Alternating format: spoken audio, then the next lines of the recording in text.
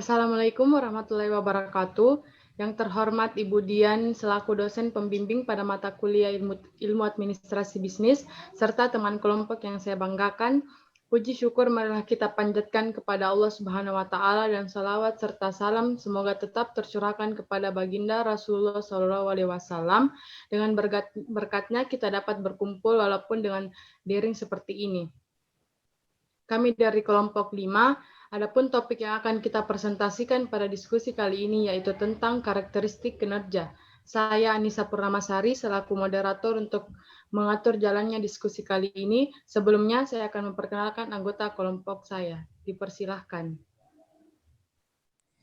Perkenalkan, nama saya Siti Hadini Adela Reski, saya anggota kelompok dari kelompok 5. Perkenalkan, nama saya Chandra, saya anggota dari kelompok 5.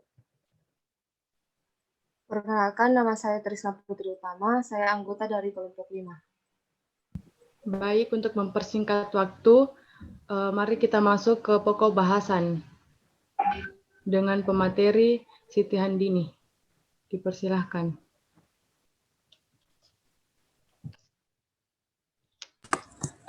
Baik, terima kasih atas kesempatannya. Kita akan masuk ke pembahasan pertama, yaitu pengertian kinerja.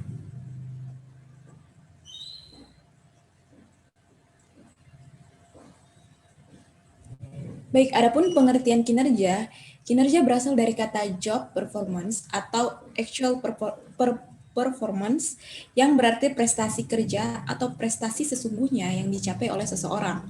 Kinerja adalah hasil atau tingkat keberhasilan seseorang secara keseluruhan selama periode tertentu dalam melaksanakan tugas dibandingkan dengan berbagai kemungkinan. Seperti standar hasil kerja, target atau sasaran atau kriteria yang telah ditentukan terlebih dahulu telah disepakati bersama. Pengertian kinerja ini mengaitkan antara hasil kerja dengan tingkah laku. Sebagai tingkah laku, kinerja merupakan aktivitas manusia yang diarahkan pada pelaksanaan tugas organisasi yang dibebankan kepadanya. Selanjutnya yaitu karakteristik kinerja. Berikut adalah beberapa karakteristik kinerja. Yang pertama yaitu memiliki tanggung jawab pribadi yang tinggi, berani mengambil dan menanggung resiko yang dihadapi, memiliki tujuan yang realistis, memiliki rencana kerja yang menyeluruh, dan berjuang untuk merealisasi tujuannya. Memanfaatkan umpan balik atau feedback yang konkret dalam seluruh kegiatan kerja yang dilakukannya. Mencari kesempatan untuk merealisasikan rencana yang telah diprogramkan.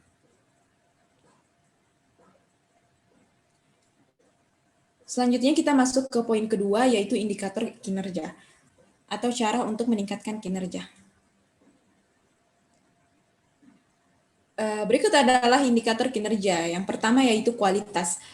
Kualitas yaitu di mana kerja diukur dari persepsi karyawan terhadap kualitas pekerjaan yang dihasilkan, serta kesempurnaan tugas terhadap keterampilan dan kemampuan karyawan. Yang kedua yaitu kuantitas. Kuantitas merupakan jumlah yang dihasilkan, dinyatakan dalam istilah seperti jumlah unit, jumlah siklus aktivitas yang diselesaikan. Yang ketiga yaitu ketepatan waktu, merupakan tingkat aktivitas diselesaikan pada awal waktu yang dinyatakan. Dilihat dari sudut koordinasi dengan hasil output serta memaksimalkan waktu yang tersedia untuk aktivitas lain. Yang keempat yaitu efektivitas, merupakan tingkat penggunaan sumber daya organisasi yaitu tenaga, uang, teknologi, bahan baku. Dimaksimalkan dengan maksud menaikkan hasil dari setiap unit dalam penggunaan sumber daya. Dan yang terakhir yaitu kemandirian, yaitu merupakan tingkat seorang karyawan yang nantinya akan dapat menjalankan fungsi kerjanya, komitmen kerjanya. Selanjutnya yaitu cara meningkatkan kinerja. Yang pertama adalah diagnosis. Suatu diagnosis yang berguna dapat dilakukan secara informal oleh setiap individu yang tertarik untuk meningkatkan kemampuannya dalam mengevaluasi dan memperbaiki kinerja. Yang kedua yaitu pelatihan, yaitu setelah gaya atribusional dikenali dan dipahami, pelatihan dapat membantu manajemen bahwa pengetahuan ini digunakan dengan tepat. Yang terakhir yaitu tindakan. Tidak ada program dan pelatihan yang dapat mencapai hasil sepenuhnya tanpa dorongan untuk menggunakannya. Analisa atribusi kausal harus dilakukan secara rutin sebagai bagian dari tahap-tahap penilaian kinerja formal. Oke, kita lanjut ke pembahasan ketiga, yaitu penggunaan penilaian kinerja. Penggunaan penilaian kinerja berikut adalah penggunaan penilaian kinerja, yaitu yang pertama, perencanaan sumber daya manusia. Dalam menilai sumber daya manusia perusahaan, data harus tersedia untuk mengidentifikasi mereka yang memiliki potensi untuk dipromosikan. Yang kedua, rekrutan dan seleksi. Nilai hasil evaluasi kinerja dapat membantu memprediksi kinerja para pelamar kerja. Data tersebut dapat dijadikan tolak ukur untuk mengevaluasi respon yang diberikan pelamar melalui wawancara keperlakuan. Yang ketiga, pelatihan dan pengembangan. Pelatihan kinerja harus mengidentifikasi kebutuhan spesifik seorang karyawan akan pelatihan dan pengembangan. Yang keempat, perencanaan dan pengembangan karir. Perencanaan dan pengembangan karir dapat dilihat dari sudut pandang individual maupun organisasional.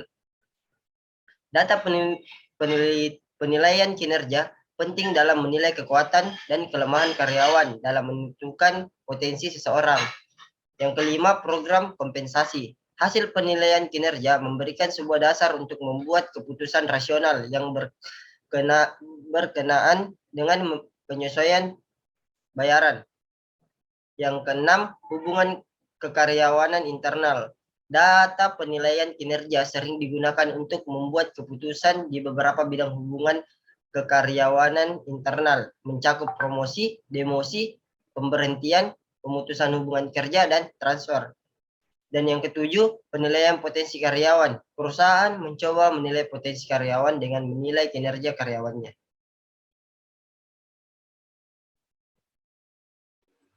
Baik, pembahasan selanjutnya yaitu pembahasan keempat, yaitu proses penilaian kinerja dan kriteria atau standar kinerja.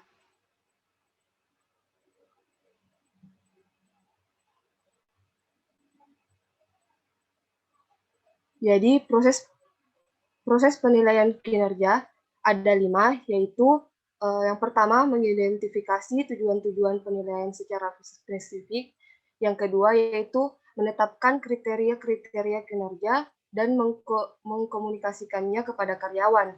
Yang ketiga, memeriksa pekerjaan yang dijalankan. Yang keempat, menilai kinerja. Dan yang terakhir yaitu mendiskusikan penilaian bersama karyawan. Selanjutnya yaitu kriteria standar kinerja. Berikut ini beberapa standar kriteria kinerja, yaitu yang pertama sifat. Sifat karyawan seperti sikap, penampilan, dan inisiatif adalah dasar untuk beberapa evaluasi. Yang kedua yaitu perilaku. Ketika hasil tugas seseorang sulit untuk ditentukan, organisasi bisa mengevaluasi perilaku atau kompetensi orang yang berhubungan dengan tugas. Yang ketiga, kompetensi. Kompetensi ini meliputi sekumpulan pengetahuan luas, keterampilan, sifat, dan perilaku yang bersifat teknis berkaitan dengan keterampilan antar pribadi atau berorientasi bisnis. Yang keempat, pencapaian tujuan. Hasil pencapaian tujuan dapat menjadi faktor yang tepat untuk dievaluasi. Jadi hasil yang dicapai harus berada dalam kendali tim atau individu, dan hasil-hasil harus mengarah pada kesuksesan perusahaan. Yang terakhir, yang kelima, yaitu potensi perbaikan. Jadi ketika organisasi mengevaluasi kinerja karyawan, banyak kriteria yang berfokus pada masa lalu. Perusahaan harus berfokus pada masa depan, memasukkan perilaku-perilaku dan hasil-hasil yang diperlukan untuk mengembangkan karyawan dan dalam proses untuk mencapai tujuan perusahaan. Baik, saya akan melanjutkan pokok bahasan yang terakhir, yaitu metode penilaian kinerja.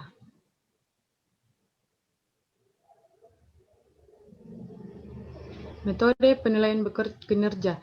Berikut ini adalah beberapa metode penilaian kinerja, yaitu 1. Metode penilaian umpan balik 360 derajat adalah metode penilaian kinerja populer yang melibatkan masukan evaluasi dari banyak level dari dalam perusahaan sebagaimana pula dari sumber-sumber eksternal. Yang kedua, metode skala penilaian adalah metode penilaian kinerja yang menilai para karyawan berdasarkan faktor-faktor yang telah ditetapkan. Yang ketiga, metode insiden kritis adalah metode penilaian kinerja yang membutuhkan pemeliharaan dokumen-dokumen tertulis mengenai tindakan-tindakan karyawan yang positif dan negatif.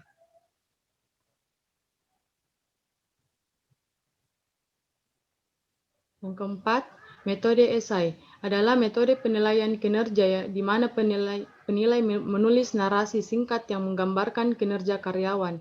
Yang kelima, metode standar kerja adalah penilaian kinerja yang membandingkan kinerja antar setiap karyawan dengan standar yang telah ditetapkan atau tingkat output yang diharapkan. Yang keenam, metode peringkat adalah metode penilaian kinerja di mana penilai menempatkan seluruh karyawan dari sebuah kelompok dalam urutan kinerja secara keseluruhan. Yang ketujuh, metode distribusi dipaksakan adalah metode penilaian kinerja yang mengharuskan penilai untuk membagi orang-orang dalam sebuah kelompok kerja ke dalam sejumlah kategori terbatas, mirip suatu distribusi frekuensi normal.